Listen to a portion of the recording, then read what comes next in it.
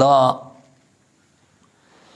د دې سوره الم نشرح دا کله کله بعضې ملګرو ته وایو فایده ده د مسلمانانو ته.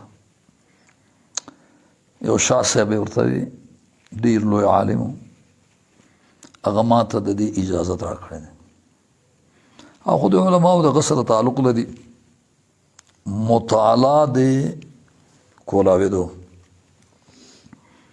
کوم عالم چې تدریس کوي دی وایي چې زما مطالعه قوي شي، هر مانځه نه پس 11 پیرې مخکې درود شریف، 11 پیرې وروستو درود شریف او 15 پیرې سوره الم نشرح دی وایي. زه خپله وایم، زه یې وایم 15 پیرې صاحب بیا به مطالعه دی بلکل کولاوېږي هر مانځه نه پس.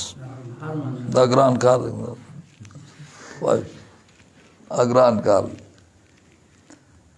نو د دې وجې نه دا زه خپله وایم 11 پیرې درود شریف مخکې، 11 پیرې درود شریف وروستو او سوره الم نشرح 15 پیرې.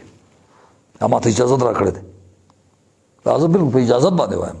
ما ته استاد وی اجازت ځکه ورکوو چې نفع عامه شي. څه به کوې، څه فایده ده، نفع عامه شي نو بیا مطالعه به دی قوي شي.